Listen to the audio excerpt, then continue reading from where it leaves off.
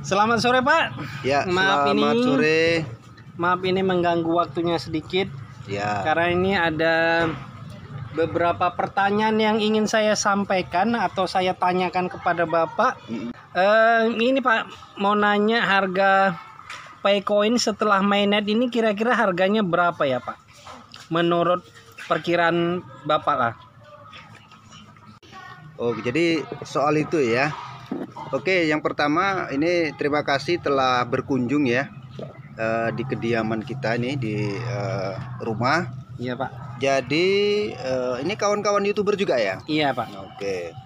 Jadi ini kawan-kawan YouTuber juga mau mengangkat berita tentang Pi Network ya? Iya. Dan pertanyaannya soal harga ya? Iya Pak. Oke, jadi kalau dia perkembangan terbaru berdasarkan info yang kita dapatkan dari Pi Block Explorer ya di mynepi.com lewat Pi browser tuh ada itu ya. Kalian boleh nanti di searching lah, kurang lebih seperti itu. Nanti kalian itu akan menemukan ada salah satu berita di mana Kokalis di situ mengatakan bahwa ketika nanti mainnet, nah itu dia ya, ketika nanti mainnet harga perkiraan yang dia sampaikan tentu saja ke publik ya secara umum itu paling rendah $300 dan tertinggi itu $100.000. Tapi dia menggunakan rentang waktu. Nah, rentang waktunya ini tentu saja kan antara tahun 2022 atau tahun 2021 akhir ya. Ini kan ceritanya setelah mainnet. Ya.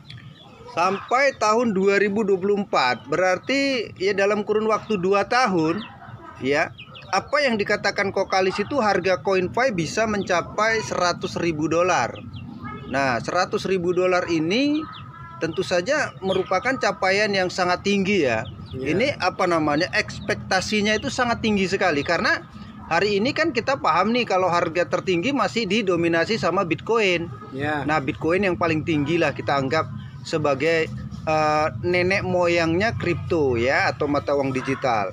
Nah, jadi kata Kokalis kan di situ dia mengatakan ya, nanti kalian searching ya, kalian cari ya di Pi Block Explorer mynepi.com ya dari Pi browser itu, bahwa di sini jelas ya informasi yang mungkin bisa kita ceritakan kira-kira gitu ya. Iya. Kita ceritakan ke teman-teman semua supaya nanti ya yang lain ini tidak gagal paham.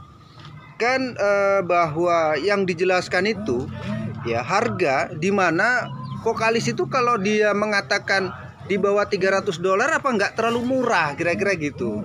Karena dia menghargai para penambang, para senior-senior, para pendahulu yang sudah lama menambang. Jadi dia menghargai itu gitu. Tapi kalau misalnya harganya rendah, nah tentu saja ya pasti ini orang-orang kan pasti down ini. Ya, mungkin orang akan down. Karena apa? Karena tidak sesuai dengan apa yang kita inginkan bersama. Tapi kalau di atas $300, ya ini Masya Allah ini luar biasa sekali.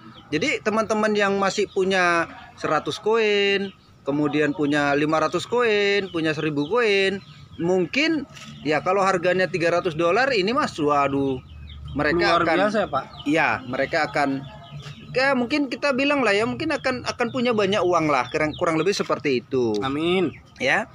Nah, jadi kabarkan juga ke kawan-kawan lain bahwa apa yang kita sebutkan ini kan tidak asal nih ya. Kita tidak asbun ya, kita tidak asal bunyi.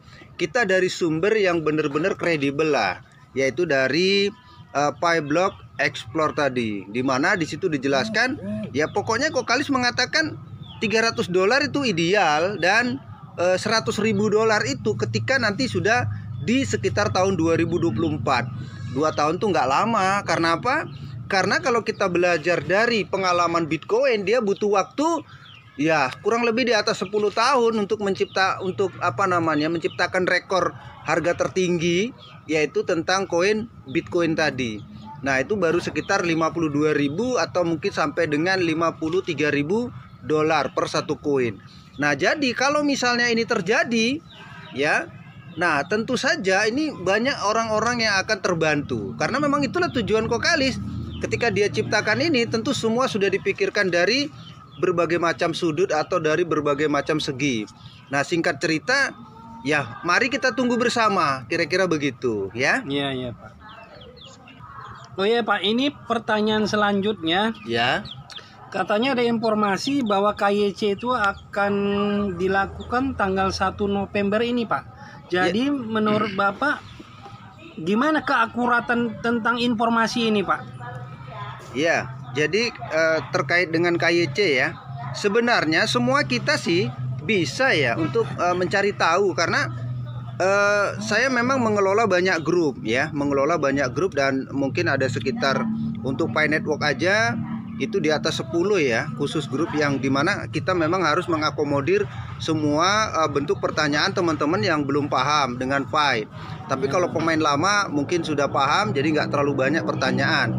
Nah, pertanyaan-pertanyaan inilah kemudian yang mau tidak mau kita menanggung jawabi, sehingga kita merasa perlu untuk, kalau di grup yang ini ternyata udah penuh nih kan gitu ya, ini kan nanti soal KYC ya, jadi kita mengakomodir dengan membuat grup-grup baru supaya teman-teman lain yang baru bergabung, yang baru join, ketika dia kepingin mendapatkan info yang akurat atau mungkin info atau update terbaru terkait Pi Network, mereka bisa juga mendapatkan informasinya. Itulah kenapa kita membuat grup-grup baru, dan hari ini kita menciptakan grup Pi Nusantara yang ke-10 ya.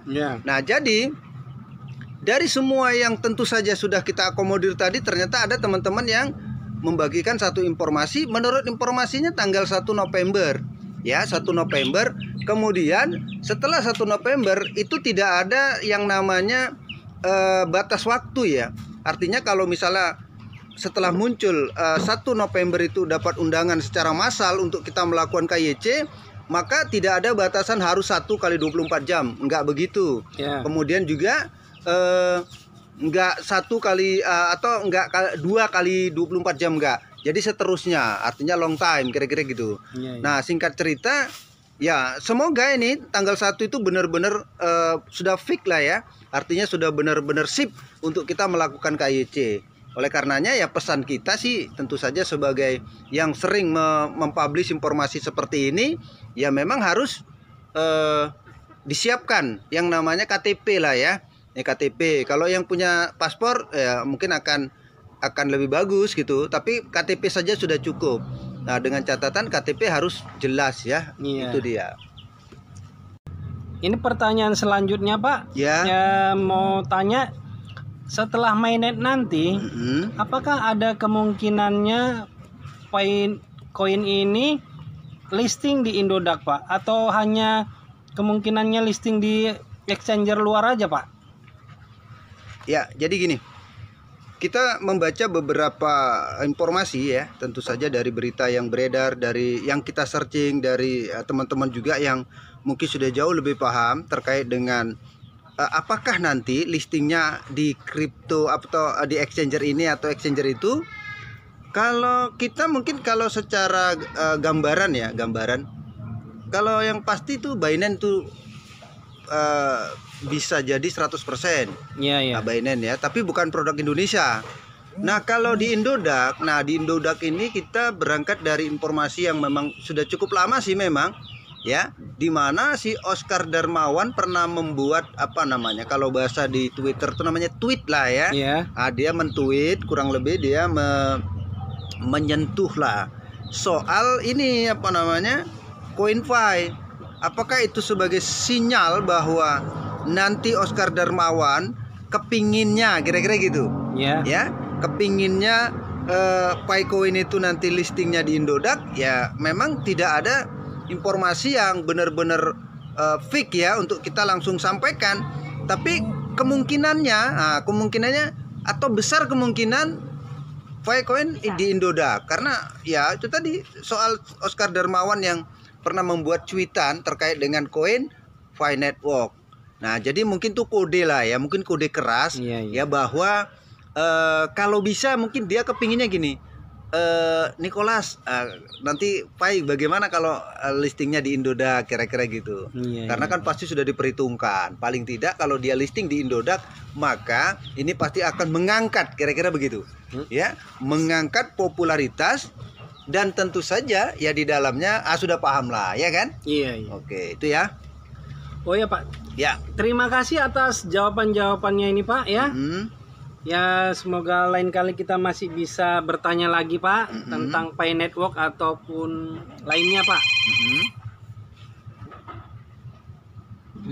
Semoga lain kali kita bisa berbincang-bincang tentang hal-hal menarik lainnya ya Pak. Oke Pak, terima kasih atas informasinya. Ya, sama-sama ya. Semoga sukses ya. Iya. Oke, jangan lupa klik petir ya. Iya Pak. Iya.